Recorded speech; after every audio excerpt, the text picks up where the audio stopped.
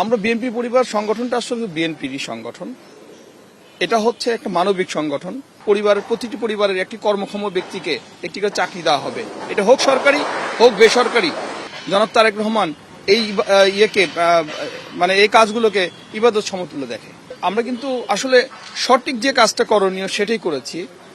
আপনি মনে করেন দুঃসময়ে আমরা সবসময় থেকেছি, থাকার যদিও রিস্ক ছিল বা ছিল, এগুলো মনে করে আমরা কখনো সরে যাইনি। আমরা আছি, আমরা ছিলাম। আর আমার মূল কথা হচ্ছে সেটা হচ্ছে যেটা খুব ভেরি সিম্পল কাজ কর্ম, এগুলো আমরা ঠিক মতোই সঠিকভাবে দায়িত্ব পালন করেছি।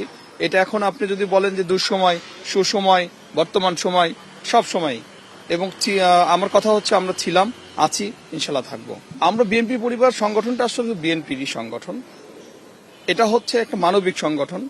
আমাদের প্রিয় নেতা জনাব তারেক রহমান, উনি কিন্তু বিএনপি চেয়ারম্যান, উনি কিন্তু এটা করেছে। উনি কিন্তু এই মানবিক কাজগুলো বহু আগে থেকে করে আসছিল, বহু আগে থেকে। আমি বারবার বলেছি, এটা কিন্তু যখন করছিল তখন কিন্তু সংখ্যা এত ছিল না।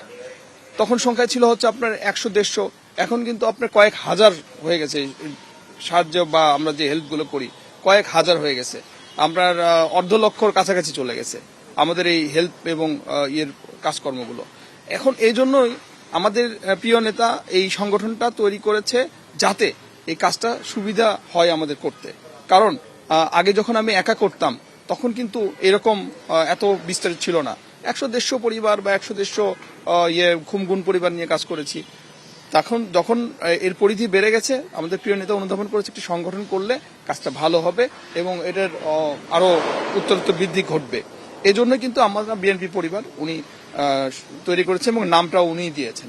এটা একটা মানবিক সংগঠন।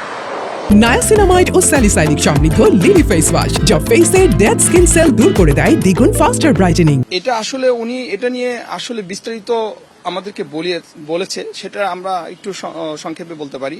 সেটা হচ্ছে এটা আসলে ছোট পরিসরে থাকবে না, ইনশাল্লাহ, যদি আল্লাহ তাআলা আমাদের নেতাকে সুযোগ দেয়।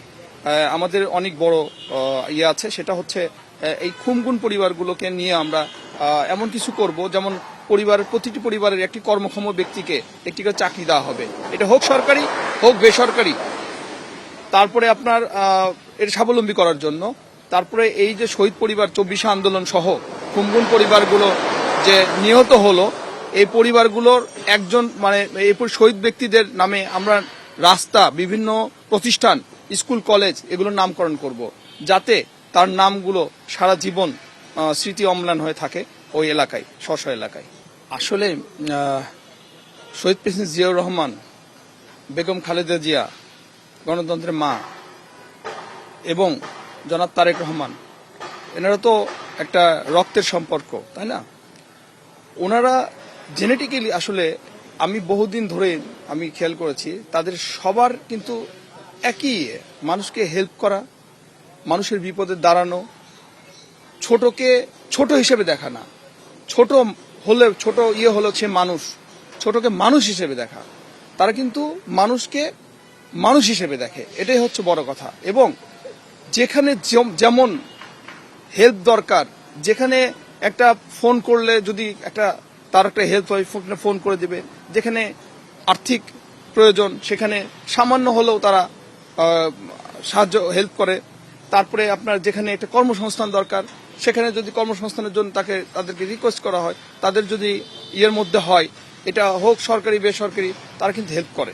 এবং আমি যতদিন তাদের পরিবারের সাথে আছি, আমি দেখেছি তারা আসলে খুব মানবিক, খুবই মানবিক তারা, এবং মানুষকে হেল্প করে আত্মতৃপ্তি পায়। এবং আমি আরেকটা জিনিস দেখেছি, জনাব তারেক রহমান এই এই কাজগুলোকে ইবাদত সমতুল্য দেখে।